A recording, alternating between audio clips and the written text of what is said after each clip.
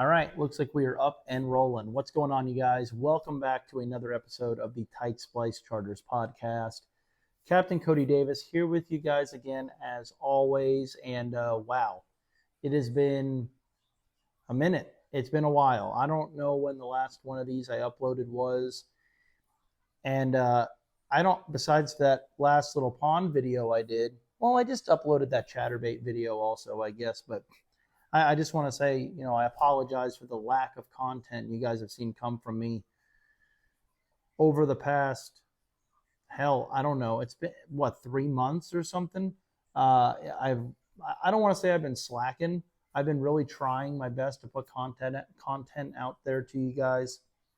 But I have had the worst run of, like, I say bad luck, but it has been. It's just, that's all it's been. It's just been bad luck over the last few months, and which we'll kind of get into, I guess, during this deal. But man, it sucks when it comes down to it. So I do apologize. I am really trying to make a big push on the YouTube stuff here in the upcoming few months. Just trying to get a lot more content out to you guys. And really, when it comes down to it, the main reason is because I thoroughly enjoy making content. I just do. And it hasn't been from the lack of effort that my content hasn't been coming out. I've had so many people reach out to me like, man, what's been going on with the YouTube? People seeing me in person, people messaging me, DMing me, emailing me, what have you, just over the last few months. And a lot of people were, they were just like, what's going on? We know you fished a couple tournaments. We followed you on social media. We saw you did fairly well in a few tournaments. Where are the videos? And man, just like, again, bad luck. I mean, just for instance, me and Kelly in the, I don't even know what Roland Martin Rain Series qualifier it was back in October. I think it was the October event. We ended up getting fourth or fifth place, something like that. I think it was fifth. We had almost 25 pounds, and had the cameras rolling for that deal. And when it came down to it, for whatever reason, I had camera trouble. It was very hot that day. I had when my GoPro overheated, something happened, and I lost a main fish catch. Two of the fish catches, you literally never see the fish. My GoPro was just off to the side after making a long run. I never corrected it. Crazy deal. And then literally, so I'd never made a video. Again, talking about bad luck. The next tournament, we ended up squeaking out like the second to last place check, 15 and a half pounds or something. Cameras were rolling, but it was I'm surprised, and this is no, like, I'm not throwing shade at the Roland Martin's staff, which we'll get into here in a minute again also, but I'm surprised they even let us go. When I'm looking back on it, it actually was safe. I mean, it wasn't as bad as we thought, but it was so windy, raining, just a super nasty day. And we literally caught our fish, our 15 and a half pounds that got us paid, which tells you how slow and tough it was with the conditions. We caught them in the first 20 minutes, and I didn't even have the cameras up and rolling because I thought it was going to be a later day deal kind of thing. Again, bad luck. Going back, even prior to that, when I would try to go fishing to create content, literally wouldn't catch anything. I'd have nothing to show for it. And then during that time is when we were digging the pond. So there were very few days where I was actually able to go fishing because I can't wake up and leave to go fishing while I have people going out of their way to help me dig a pond in my front yard. You know what I mean? So got kind of tied up there. Been on and off being sick. Anyone out there with little ones, with kids, you guys know how I feel. You guys can probably tell if I sound a little muffled or I sound like I'm trying to be like restricted with my voice. I am, because I'll start coughing. I've been sick over the last 3 months 5 different times. This one was probably COVID. I was down for a few days. Thankfully, it was when I had like no trips for around an 8-day period, 9-day period. Feel 100%. I feel fine, but I'm still coughing up all kinds of junk and whatnot. So when you're being sick, it's you don't really feel like sitting down talking to a camera, doing a podcast or anything, and B, the audio comes out like junk, which this even might. But I haven't uploaded just a video filling you guys in on what's going on in so long. I just said the hell with it. I'm gonna roll with it, and hopefully it doesn't bother them too much. So I apologize if my voice sounds raspy, but yeah, rolling in with the bad luck. We just had our Roland Martin's Roland Martin Marine Series 2-day championship event here on Lake Okeechobee, and me and Kelly were the runners up in this tournament last year. We ended up getting second. This was supposed to be our redemption year, and instead, day one, at the end of the day, we struggled and clawed and fought to get a limit, which ended up being about 10.5 pounds worth. And on our way back to weigh-in, I blew my lower unit on my boat.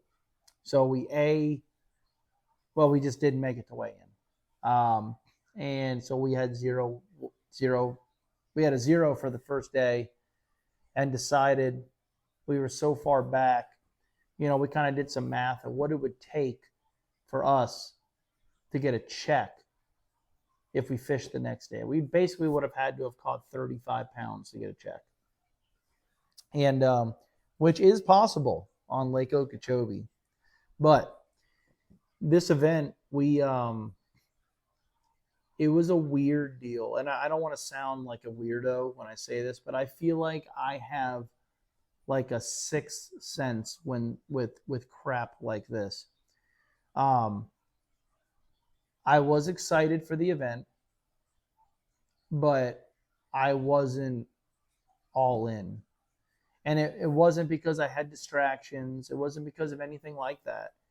I just, and here's the deal, like, I really didn't have time to practice because I was working all week. But obviously my job is basically practicing, right? I have I'm putting customers on fish. I'm watching what they're doing, seeing what's going on. And when you look at it that way, I had a good practice. I eliminated a lot of water with some guys, and we caught some big fish with some guys. And unfortunately, the places we caught fish was where a lot of other people were fishing, but that's okay. And but still, something just didn't feel right. End up going to our first spot. I don't know, legitimately 70 boats, and I'll tell you why. We had our 140 boat tournament. BASS scheduled their high school championship on the same day on the same lake as ours. So that was 190 boats. There was a 20 boat tournament out of the north end and a 30 boat tournament out of the south end also. So I'm not even going to try and add that up. There were a lot of boats on the lake that day. And again, every one of these events was a 2-day. That's a championship. So we made our way to the first spot. It was tough. There were people there, but we literally just could not get a bite. I mean, we couldn't do it. And we rode that out till about, about 11 o'clock. And we finally said, we got to leave. I mean, there's fish here. We know there is. People are catching. Well, we're not getting a bite. Ended up making a long run to another area, fishing. I mean, I don't think me and Kelly have ever been feeling this low before. I mean, it was just one of the, like the last roll, 2 roll-ins ago, when we had the 25 pounds. We had 6 bites all day, but we were in it. Because we were fishing away where we knew we weren't going to get a lot of bites. At the end of the day, we were pitching reeds, right? And Kelly caught an 8. His first bite of the morning was an 8-pounder, so that gets you rolling really well. But I think actually Kelly caught every fish we weighed in that day.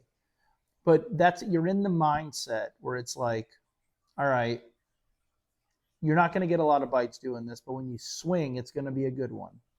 And we have confidence fishing like that. That's how we enjoy fishing. That's how we like to fish. We had no boats around us the entire day. I say none. I mean, one here, one there. Whereas in this deal, we're surrounded by boats. We're throwing chatterbaits, and we felt like we were fishing for a limit, not trying to win a tournament the whole day because we weren't getting bit. We were doing it 4:15, and 4:15 we left South Bay at 3:50, and at 3:45 we caught our limit fish, and at 3:30 we didn't have a fish. So in 15 minutes we caught a 10-pound limit. And I mean, I've never worked that hard on Lake Okeechobee in my life. Like, we didn't give up, but we just felt helpless. Literally, it was just one of those deals. I tell all of you on the boat, like, they're always like, do you ever have people that come out here and don't catch anything? Yeah, it happens to me. And I fish it every day. And Saturday was one of those days when $35,000 was on the line. We had people catching fish around us. Nothing giant that we saw, but we could not get a bite. Finally get a limit. I say, you know what, man? That's 10 pounds. We got to catch tomorrow. It is what it is. We somewhat survived. We probably put ourselves out of contention to win, but we salvaged it to be in contention to get a good check. Left with plenty of time. I mean, typically I can make it from Slim's Fish Camp, South Bay, to the Luke Lewiston Locks, running wide open, about 12, 13 minutes running the ditch. We gave ourselves 20. Cruising 5,200 RPMs, 55 mile an hour. And my motor just decided to lock up. And we missed weigh-in.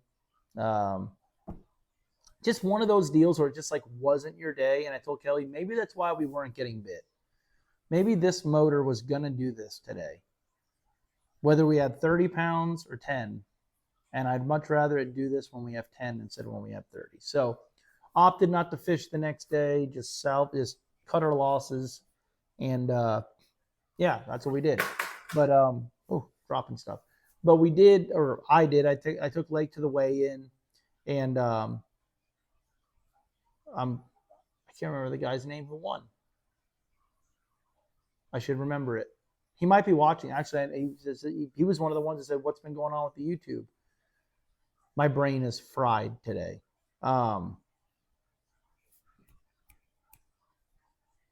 Powers? I apologize greatly. Kyle Powers? And I talked to him for forever. Either way, you know who you are. Huge congrats, 50 pounds, on a very tough fishery. Not conditions, yes, but just the amount of boats on the lake. And it was,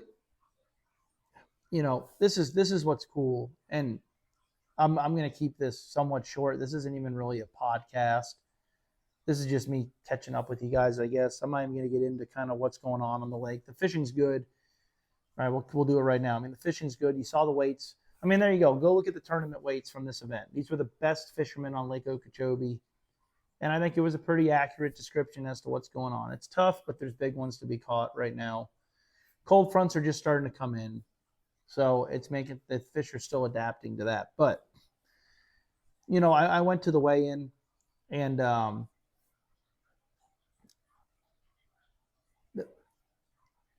I think I said it in the little pre-tournament video I did for the tournament for Roland Martin Marina.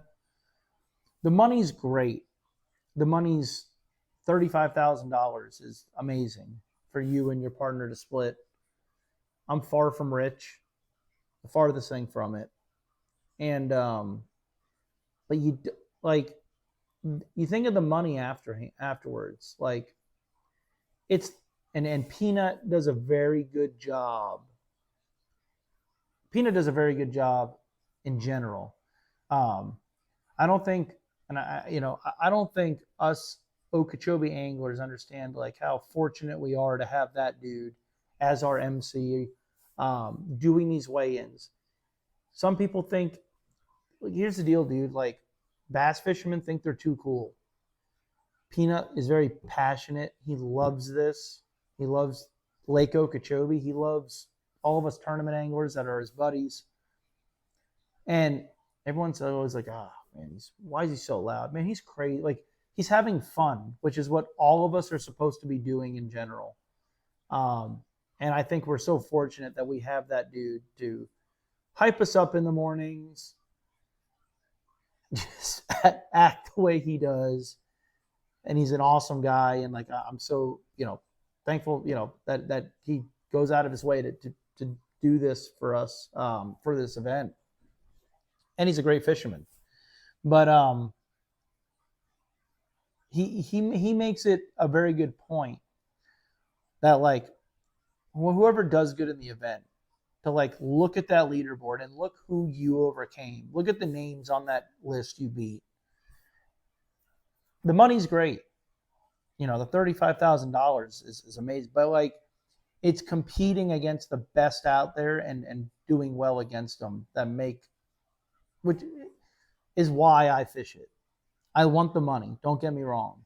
But I literally think of the money afterwards. It's the trophy. It's, that second place cup I got up there from me and Kelly. Like, we almost won against a ton of guys that I looked up to and still do and fish against. And a lot of them are some of my close friends that I'm in a group chat with, but, and a lot of them are 4 or 5 years younger than me. But these guys are all so damn good out there. And, one thing I noticed when I got back, I went to the weigh-in to go see who won and congratulate them and all that. I sat through the whole thing. It's just, all of us are, everyone that we fish against in this event are really all a good group of anglers. Like, they're all just good guys. Everyone's happy for each other. Yes, we're competitive.